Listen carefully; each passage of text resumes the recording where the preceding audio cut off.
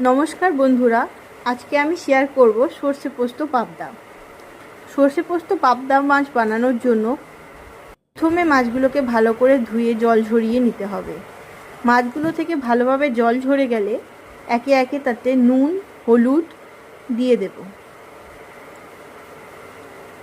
দেওয়ার পর মাছগুলোকে ভালোভাবে হালকা হাতে নাড়িয়ে চাড়িয়ে মাখিয়ে নিতে হবে।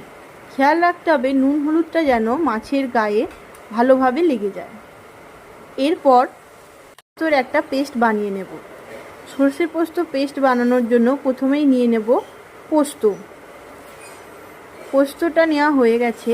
এরপরে আমি নিয়ে নেব কিছুটা সর্ষে। আমি সাদা এবং কালো দুই সর্ষেই ব্যবহার করি। সাদা সর্ষের ঝাঁঝটা অনেকটাই কম, সেক্ষেত্রে আমি দুটোই ব্যবহার করি। সাদা সর্ষে আর কালো সর্ষে মেশানোর পর ভালো করে গুঁড়ো করে নেব। আমার গুঁড়ো করা হয়ে গেছে। এবার এতে দুটো কাঁচা লঙ্কা দিয়ে দেব। আপনারা আপনাদের স্বাদ মতো দিতে পারেন। আর দিয়ে দেব একটুখানি জল। জলটা দেওয়া হয়ে গেছে। এরপর দিয়ে দেব একটু নুন। সর্ষে পোস্ত পেস্টে অবশ্যই নুন দেবেন, তাহলে তেতো হওয়ার চান্সটা খুবই কম থাকে। আমার পেস্ট করা হয়ে গেছে।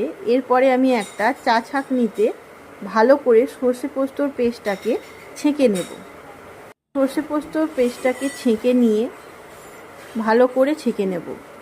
আমি সর্ষে পোস্তর পেস্ট সবসময় ছেঁকে নিই, কারণ সর্ষের যে খোলাগুলো থাকে তা সহজপাচ্য নয়, সেই জন্য আমি ছেঁকে নিয়েই রান্না করি। এই যে ভালোভাবে দেখুন ছাঁকা হয়ে গেছে।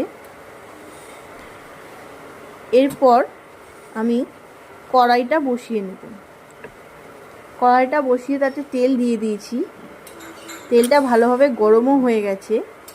এরপরে আমি আস্তে আস্তে মাছগুলোকে ভেজে নেব।